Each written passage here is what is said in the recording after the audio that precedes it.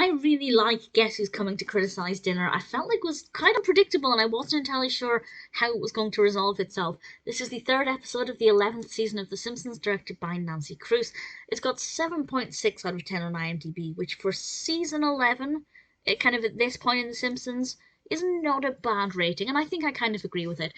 It starts off with Homer getting the opportunity to become a food critic, which I think is a brilliant idea.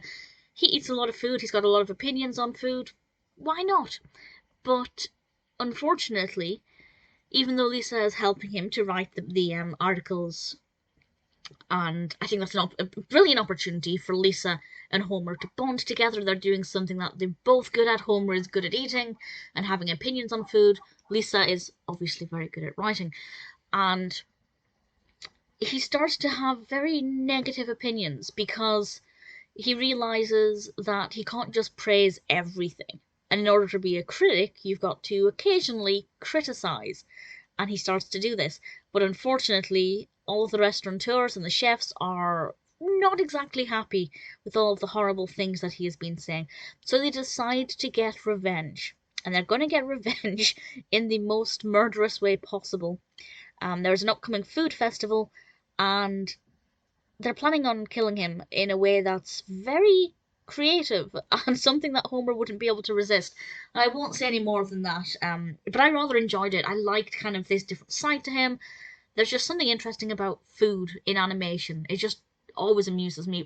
One of my favourite games is trying to identify what the Simpsons are eating whenever they're eating at their dinner table in the kitchen. Sometimes it's really obvious, sometimes I can't work out what it's meant to be. This kind of allows me to play that game at a new level. I think it's a really interesting point as well about being a critic. Obviously, I've done over 5,000 reviews of films and TV shows on here, and sometimes I feel like I am too positive. But then at the same time, what's the point in nitpicking or looking for problems if they don't jump out at me?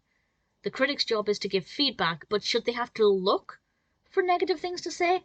Or should it just be if they're instinctive?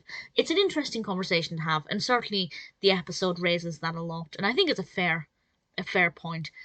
With regards to the food festival and how that played out, I was very curious. I didn't know exactly how things would conclude or how it would resolve itself, so that bit kept me engaged as well. I really enjoyed it, and as I said, I loved seeing Lisa and Homer bonding as well. It does happen, but not always.